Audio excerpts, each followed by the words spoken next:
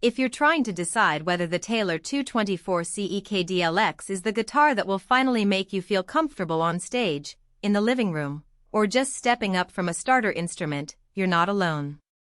It's the kind of question that pops up the moment you scroll past the glossy photos and wonder if the price tag matches what you actually need day to day. Link is in the description if you want to check the product details on Amazon. In this review, I'll walk through the moments that matter most the first time you plug it into a PA, the way it feels after a couple of hours of practice, and the hidden trade-offs that can turn a great purchase into a regret. Let's start with the shape. The 224 CE is an auditorium body, a little narrower than a dreadnought but still full-bodied enough to carry both strumming and fingerstyle without sounding cramped. For a player who splits time between folk-style fingerpicking and occasional chord-driving songs, that sweet spot translates into a comfortable arm position and a balanced sound that doesn't get lost when you add a pick. I tried it in a small coffee shop, running a simple chord progression through the venue's basic PA. The built-in pickup reproduced the natural warmth of the wood without that thin, cheapo buzz you sometimes get from cheaper electronics. In a bedroom recording session, the same guitar delivered a clear mid-range that sat nicely under a condenser mic, meaning you can record clean acoustic tracks without having to chase the mic around to capture the right tone. Now, the wood story. The top is koa, a tone wood that's often described as bright but sweet.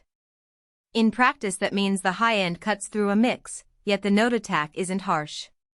When I played a fast arpeggio run on the high strings, the koa top gave each note definition, while the koa back added a subtle, woody resonance that kept the low strings from feeling muddy. The mahogany neck contributes a slight warmth that rounds off the overall character, and the ebony fingerboard finished in a deep tobacco stain offers a smooth, fast surface for bends and slides. The combination works well for players who want a nuanced, articulate voice without having to chase tone knobs or external effects. But the wood also introduces a consideration many first-time buyers overlook. Koa is a relatively soft, figure-rich wood that can be more sensitive to humidity swings than, say, maple. If you travel a lot or live in a climate that shifts dramatically between seasons, you'll want to invest in a decent humidifier for your case. In my own experience, a sudden drop in humidity caused the finish to contract just enough that the high E string felt a tad higher at the nut after a week of storage. It wasn't a disaster, but it's a reminder that the premium aesthetic comes with a bit of maintenance overhead. The electronics are integrated through Taylor's standard acoustic-electric system. There's a single pickup under the saddle and a preamp with volume and tone controls that sit neatly on the upper bout. For a small gig, think a local open mic or a backyard gathering, the built-in preamp delivers enough signal to fill the room without needing an external DI box. However, if you regularly play in larger venues or rely on a more robust signal chain, you may find the preamp a bit limited compared to dedicated stage guitars that feature built-in EQ or feedback suppressing options.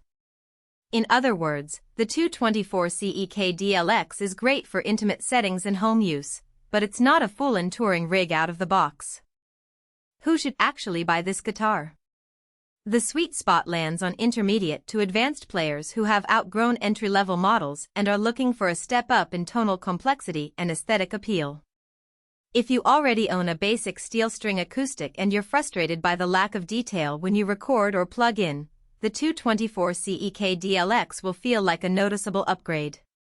It also appeals to folks who appreciate a visually striking instrument. Those tobacco ebony fingerboard and koa back give it a distinct look that stands out on stage without being flashy. Who should skip it? Beginners on a tight budget should consider more affordable models that still sound good but won't make them feel the pinch of a premium price tag.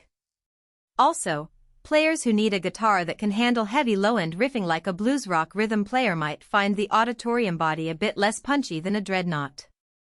Finally, anyone who expects a plug-and-play stage beast with extensive onboard EQ will probably be disappointed. You'll need an external pedal or DI for that level of control. Practical strengths sum up to 3 main points. First, the tonal balance. The koa top paired with the mahogany neck gives you clarity on the high strings and enough warmth on the lows to sit well in a mix. Second, playability. The slim waist of the Auditorium shape and the smooth ebony fingerboard make long practice sessions feel less fatiguing. Third, the aesthetics. The tobacco finish on the fingerboard, combined with the natural koa grain, creates a guitar that looks as good as it sounds.